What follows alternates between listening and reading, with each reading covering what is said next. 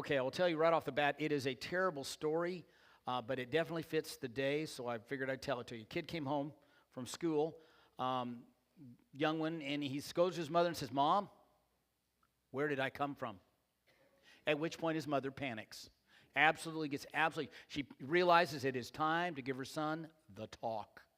And so she gathers up all of her courage, and she says, "Son, go ask your father." So sure enough, he goes to his dad and interrupts him and says, "Dad, I've been talking with some of my friends at school. I just want to know, where'd I come from?" And his dad panics as well. And he takes a deep breath and proceeds to tell his son all about the facts of life, with the boy's eyes just getting bigger and bigger and bigger all the time. And when he's done, the son said, "Well, Dad, thanks. That was great, because my friend Johnny, he's just from Missouri." Being a dad is tough. Sometimes it's downright impossible, right? We're coming to the end of our series that I've called Stressed Out, and I hope it's been helpful and not more stressful to you. The reason I decided to do these lessons is I just had this sense in my soul that the families in our church and the families in our community and the families in our schools are facing stress at some unprecedented levels these days. And then I did the research, and I found that all the surveys are showing that 2 out of 3 families right now report feeling extremely stressed out. Now, the clinical explanation of what stress is that I found when I did the research is that stress is the result of when the external pressures on your life, the external pressures are greater than your internal capability to handle them. Expressed like an equation, again, you have it up here. Those external pressures are greater than your internal capability to deal with them. That's going to equal stress every time. Now, the bad news is that the external pressure part of that variable, it's not changing. And as we've said before, it's always something. Always. The good news is that God specializes in improving our ability to handle those things, to give us the capabilities inside to deal with those. And that's what we've been talking about. That's what we've been looking at. We've been looking at what God has to say about those issues and making us stronger with them, okay? And so what we've done is that we've come to a mess on my computer because I can't even find what's going on here.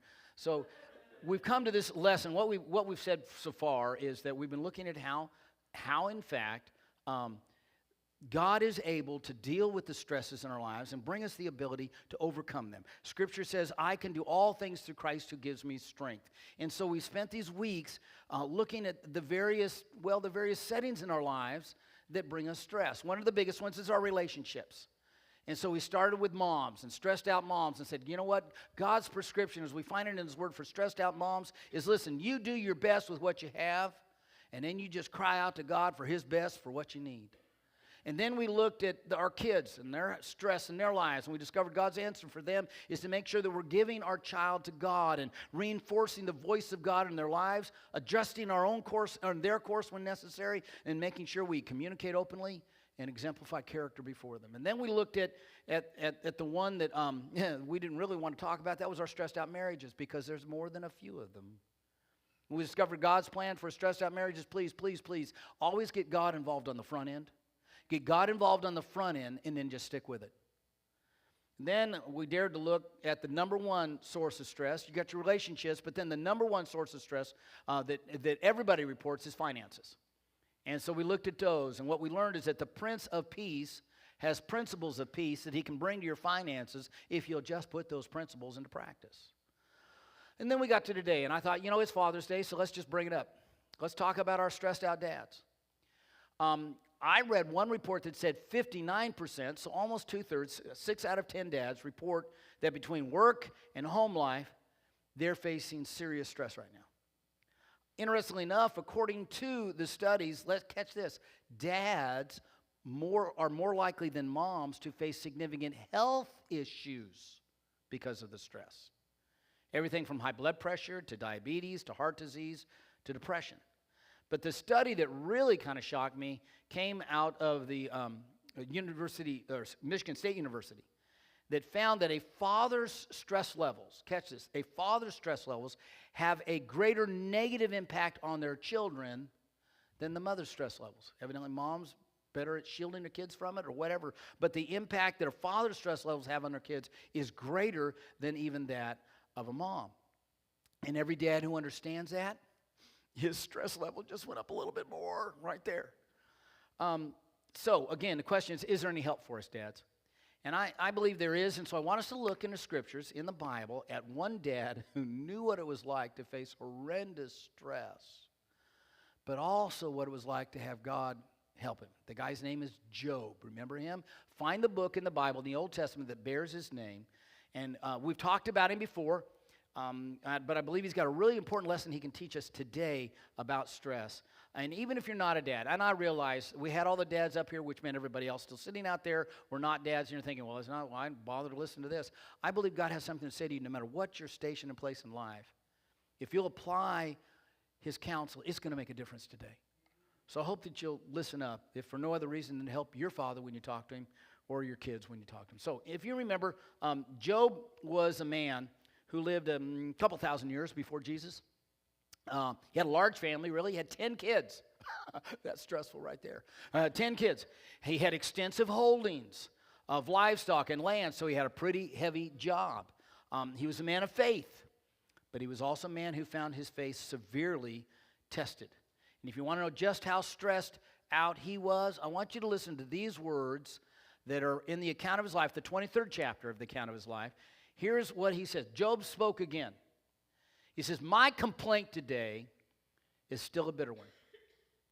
He said, all these things have happened. All this stuff has gone on. My complaint today is a bitter one, and I try hard not to groan about. If only I knew where to find God, I'd go to him and to his court. I'd lay out my case and present my arguments, and then I'd listen to his reply and understand what he says to me. If I could just get to God, he says, but I go east, he's not there. I go west, can't find him there.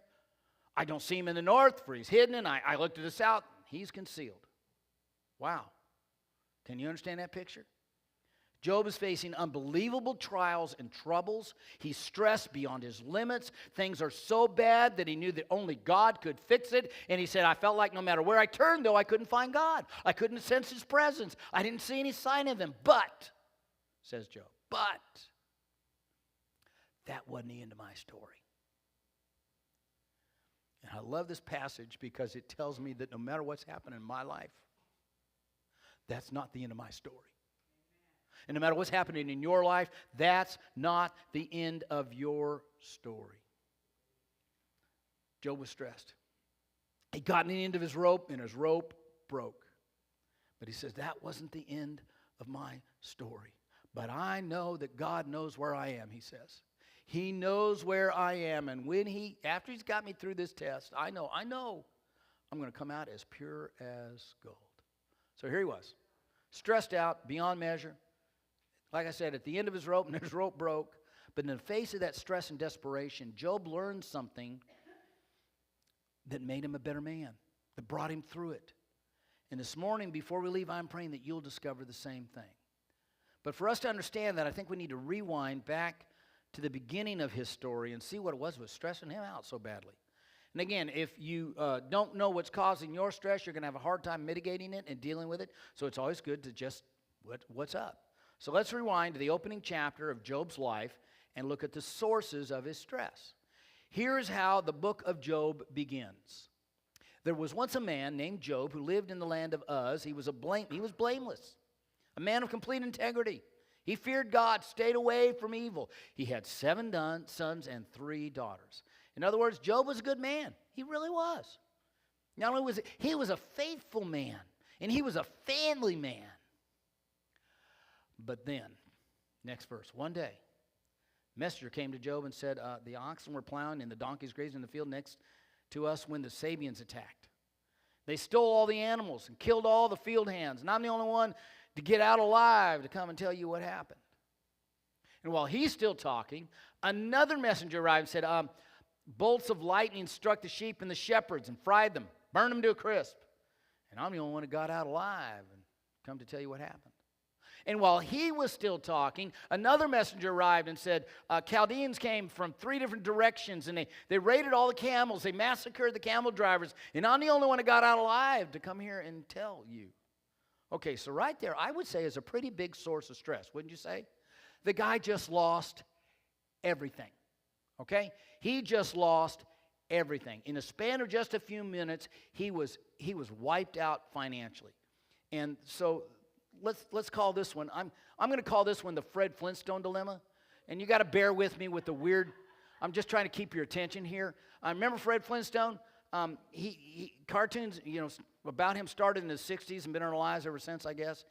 Fred worked at the rock quarry at a job, I guess you could call him a heavy dinosaur operator. Maybe we could call it that. But that was his job. And if you remember, he could barely scrape by. He could barely scrape by when it came to making a living.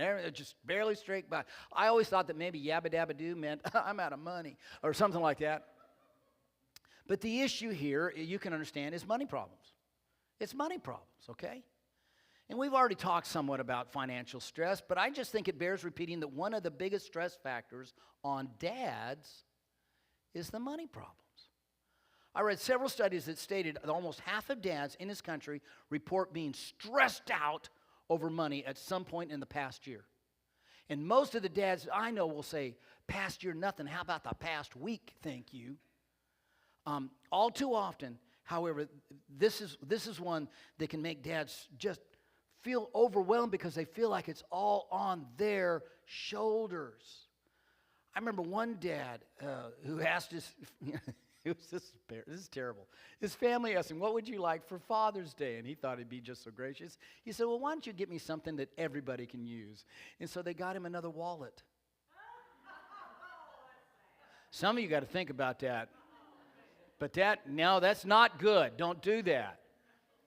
Job was undeniably facing financial stress, okay? But that wasn't all of it. Keep reading, you're going to notice what happened after Job was told he's wiped out financially. It says, and while that guy was still speaking, another messenger arrived and said this, your sons and daughters were feasting in their oldest brother's house. And suddenly a powerful wind swept in from the wilderness and hit the house on all sides. And we in Oklahoma know what that feels like. I guess we're in Kansas, know what that feels like. Listen to me. Anyhow. It said the house collapsed and all your children are dead and I'm the only one who escaped to tell you. Okay, how's that for a heartbreaker? Come on, guys. How's that for a heartbreaker? Nothing can stress us or break our hearts like our kids. True? I decided to call this one the Arthur Weasley dilemma. That's when you got kid troubles. Arthur Weasley was the father of the Weasley family in the Harry Potter universe. He had 7 children who were all a handful. I mean, either from their childish pranks or their rebellious estrangement. He had to witness also the devastating death of one of his sons. And the point is that troubles over our kids, trouble with our kids, troubles about our kids, is right at the top of the stress factors for dads. It just is. And honestly, you know what I've learned? It doesn't matter what age they are. It doesn't matter whether they're in the home or out on their own. Let me tell you, dads get just as stressed out as their kids about their kids as moms do. Absolutely. They just show it differently and handle it differently. But it's a factor. Now, you keep reading into chapter 2 of Job's story, and you're going to find another source of his stress. Here's what it says. Job has ulcers and scabs from head to toe. They itched and oozed so badly that he took a piece of broken pottery to scrape himself, and then he went and sat on a trash heap among the ashes. I'm going to call this one the Tim Taylor dilemma. Anybody remember Tim Taylor? Tim the Tool Man from Home Improvement. The thing about him is he was always getting hurt, right? Always getting hurt. He was so accident prone that he was on a first name basis with the ER personnel. I mean, it was terrible. My point though is that physical pain was a part of Job's life too. Just like it is for many dads. And I'm not talking about just the bumps and the bruises and the old football injuries, although those can stress you out. Anybody in the first 3 rows has probably already seen one of my greatest stresses from the week. We were standing there on Thursday, I think it was, Friday, whatever morning it was, and they started the day in the chapel service by having the kids do, I don't know, was their idea of exercise, but they would have them do various things, be it, moving your hands around or jumping up and down, and they had them doing this thing where you're supposed to wave your arms like you're one of those funny little figures out in front of the car dealership, and sure enough, they were doing that, and I turned to look at the one next to me just as a forearm went, bam, right in the eye. And I mean, it bent my glasses and blackened my eye. I saw stars, and I'm still seeing spots in front of my eyes, literally. Now, I would never reveal to you the name of said teen who caused such pain to his pastor. But his initials are Sean Stout. Anyhow, my point is that physical pain, ranging from those injuries on the job to life-threatening disease, that's a major source of stress for dads. Please understand that. It really is. Threatening his ability not just to do his job, but also to take care of his family and even survive camp, okay? It matters. But you keep reading, and I'm going to show you yet another really big stress factor for Job and for so many other dads. Here it says, his wife said to him, this is his wife's words to him, you still trying to maintain your integrity?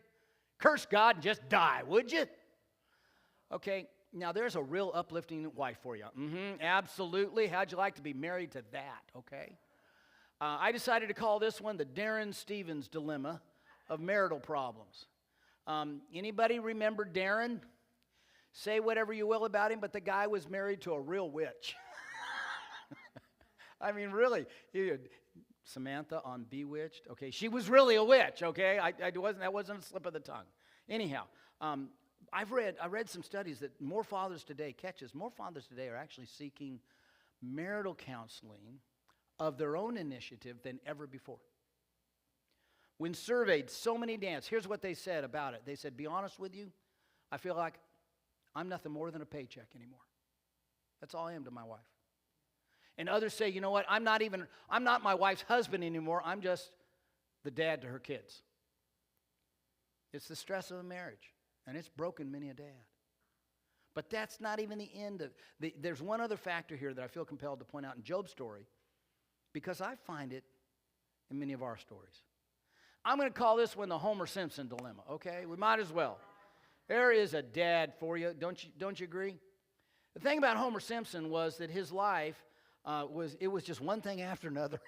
I mean, it was just one thing after another. His constant source of stress was his escalating catastrophes every episode. If it wasn't one thing that went wrong for him, it was 27 things that went wrong. And I just think that's a lot like dads today. Dads, they're facing something. They're doing a great job of dealing with the various difficulties we've already mentioned.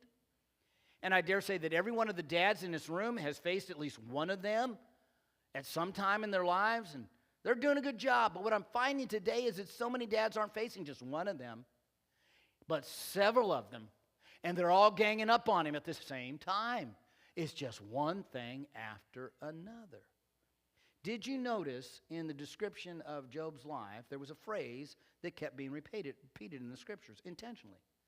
It said, while he was still speaking, another messenger came up and said. And while he was still speaking, another messenger came up and said. And while he was still speaking, another messenger come up. And every dad knows what it's like. This kid's not even finished on me when this one comes in and starts on me. And that one's not even finished with me when the phone rings and it's a boss jumping on me. It's just one thing after another. So it's not surprising that for the next 23 chapters in the story of Job, you find Job saying, what is up with all of this? This is too much. I mean, it is. And personally, I don't see God anywhere trying to help me. I mean, I look, but I just don't see him. I don't sense his presence. But, this I know, and this part of Job's story really helps me. Job says, this is all too much for me, but here's what I know. This is not the end of my story. And Dad, no matter how stressed you may be today, please hear this. This is not the end of your story. Job found a solution for his dilemma, and with the time I've got left, I want to share with you God's solution for Job's stress. Because it will work whether you're a dad or not. Whether you're a mom or a son or a daughter. So let's go through it. Whether you're a mom or a dad or a son or a daughter, did I get everybody? It'll work. So here's what I found. I found it in those words of chapter 3 where we started this morning. Job had said things are bad.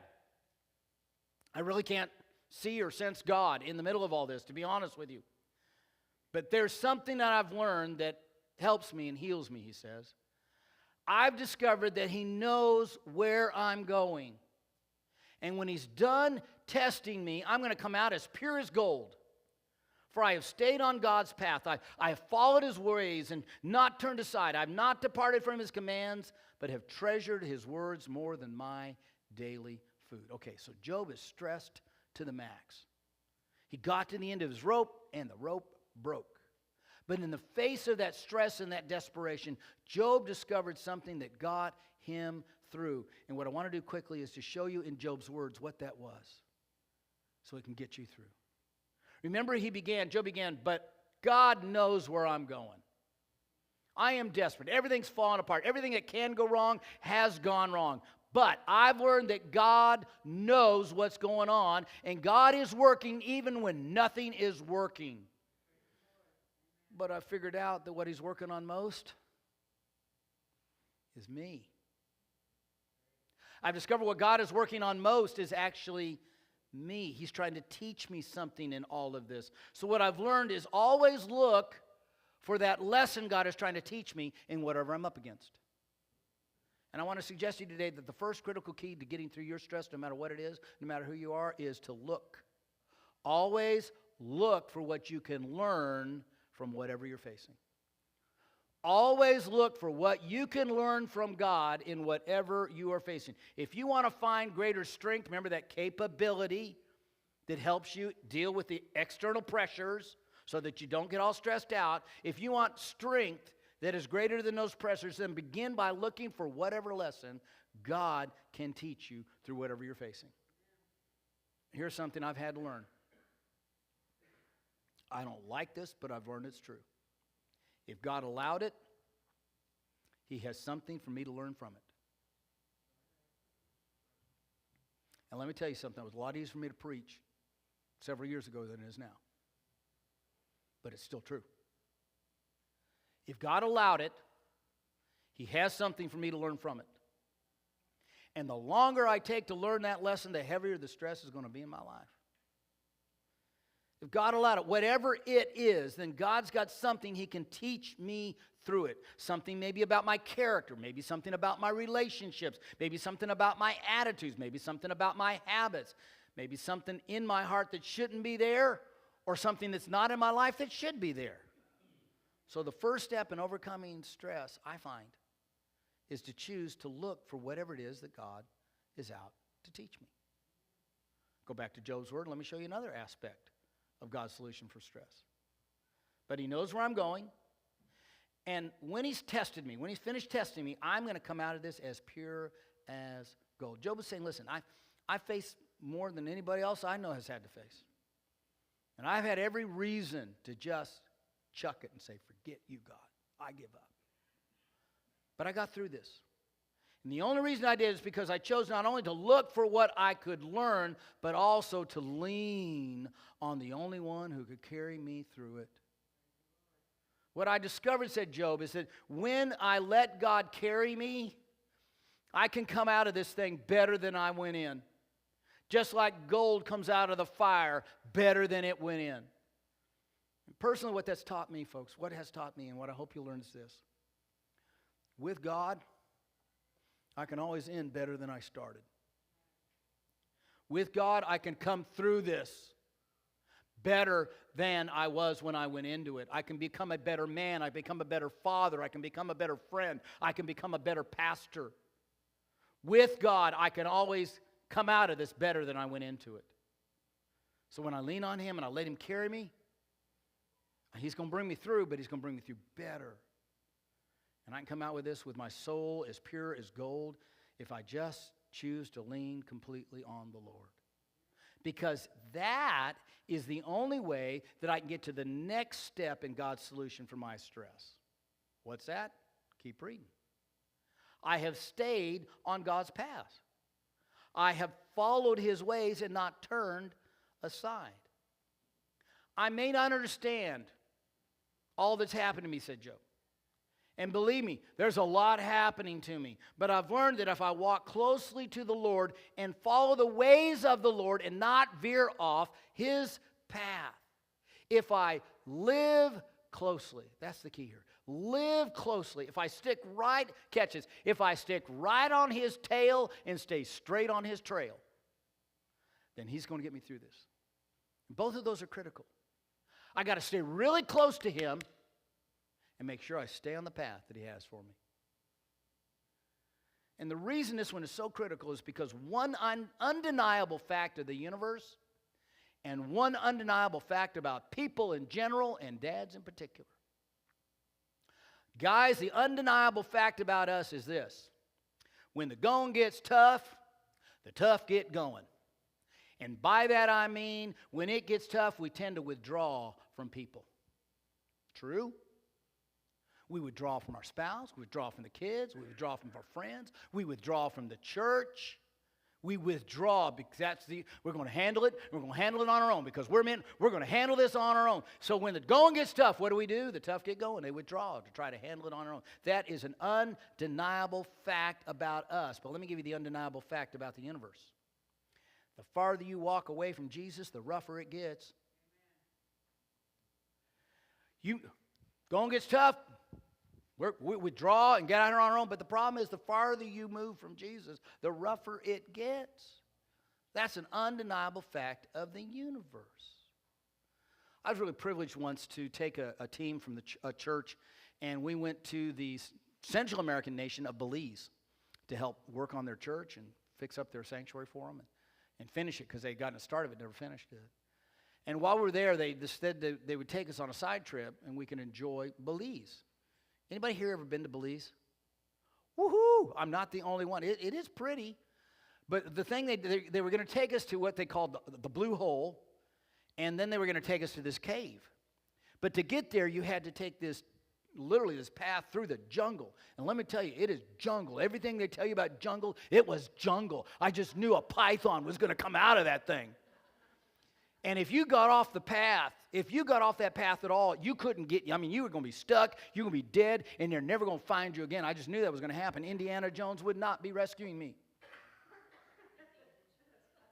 Guys, gentlemen, please listen. You think it's bad where you are? You think it's rough with what you're facing? You try to face that without God, it's only going to get worse. That's why it's so critical to live close to the Lord by sticking close to His side and straight on His path. Because if you do, you will get through it. And then one more thing. Notice Job's final word on the subject. He says, I've not departed from His commands, but have treasured His words more than daily food. In other words, Job was saying, when things got at their worst, when everything had fallen apart, financially, parentally, maritally, physically, I actually discovered a cure for my stressed out soul.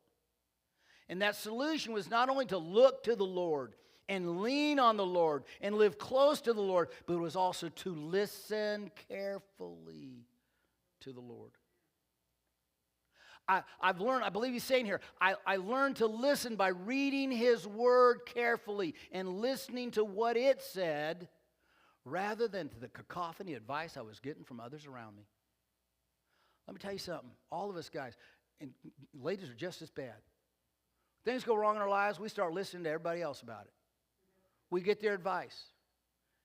Trust me, it's not always good advice. I had a young wife one time that I was trying to counsel, and she was having troubles in the marriage, and she's thinking about leaving. She said, well, my friend, Julie said I ought to do this. My friend Julie said I ought to start hiding money. My friend Julie said I need to get my own place. I said, tell me about Julie.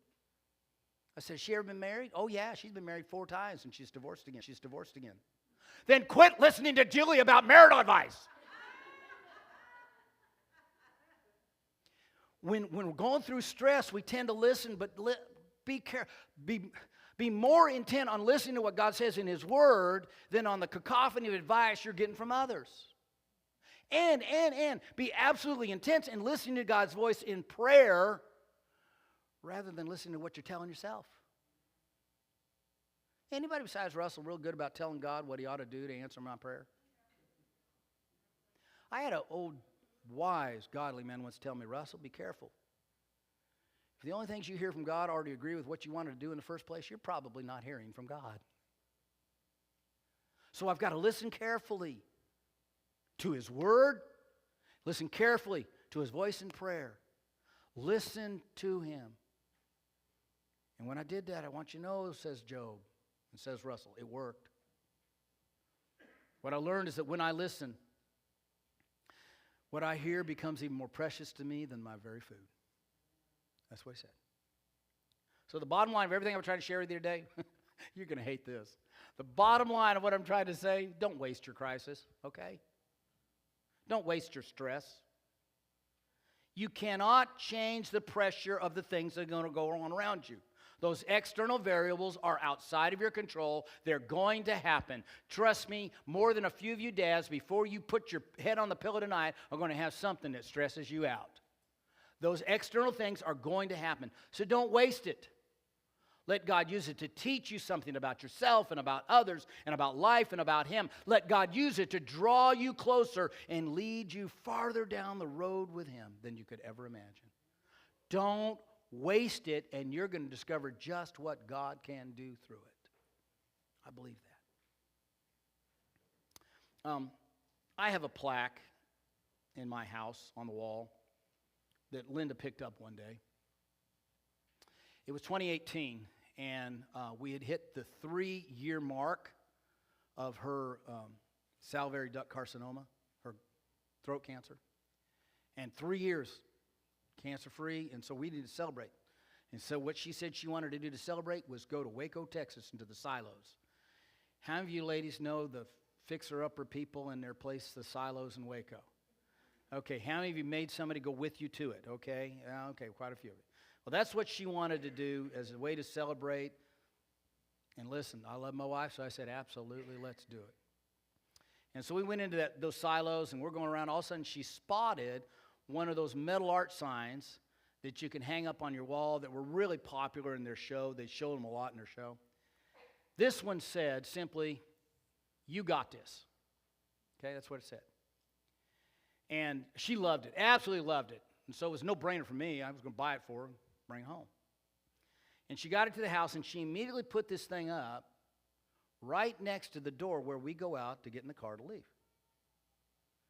So that every day, as she headed out to work, or headed out to church, or headed out to the store, or wherever it was, she would be reminded, you got this. But please don't misunderstand me. That was not some self-help reminder to her of her abilities in order to encourage her in the face of her world. That was her way of declaring to God her faith that you, God, have got this. Whatever comes at me, be it cancer, be it the kids, be it difficult coworkers or critical church members, her testimony was, you got this, God, because you got me. And dads, if you'll look and lean and listen and live that way, you're going to find God's got you too. So how about doing that right now as we turn to Him in prayer? Would you stand with me everywhere and bow your heads? Father, it is my desire that we would be a people who know what it is like to find your answer to whatever we face. And this morning, God, I simply want to pray over each and every one who feel the pressures of it, who feel the stress of it, who feel the pain of it. So with heads bowed and eyes closed, if you're somebody here today that you're facing it, dads, moms, sons, daughters, doesn't matter who you are, that you just want to say to God, God, I'm looking to you. And Pastor, I could use the prayer. With nobody else looking around. If you'd like for me to pray over you and reach out to God in this moment, would you just lift up a hand? Wow, lift them up, lift them up, lift them up. Quite a few, quite a few. Father, you see these hands. You see these battles. You see these struggles. And I'm praying that all the power of heaven is being brought to bear on that. Because, God, what I pray for each one facing whatever it is they're facing is what I'm praying for myself. Dear God, let me learn something from this. Let me become a better follower because of this. Let me find strength because of this. God, let me learn to listen to your word more clearly in this, because I want to believe that you're going to get me through this and I'm going to come out better than when I went in. And God, I just pray over each and every one who's feeling the pressures and the stress of life right now, that you will be the God of all strength for them. But God, I also pray over those ones. The fact of the matter is, where we started with Job, and he said, I'm looking around, I sure don't see God anywhere. And there are those in this room who they feel very far from you, God. They feel really far from you.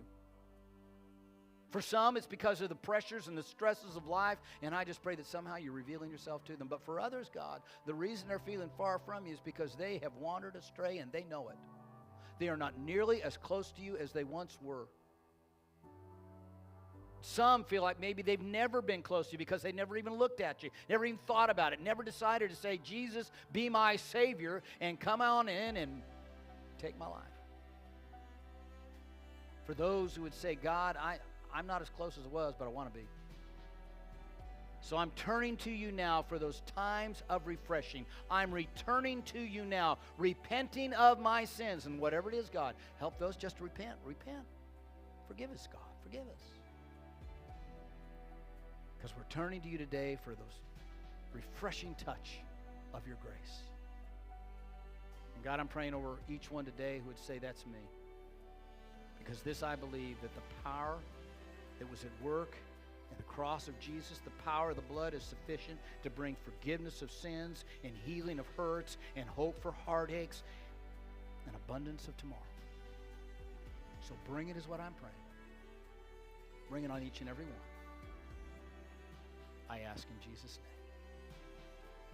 Now may the mercy and the grace and the love and the kindness of our Father in heaven surround you today and give you peace.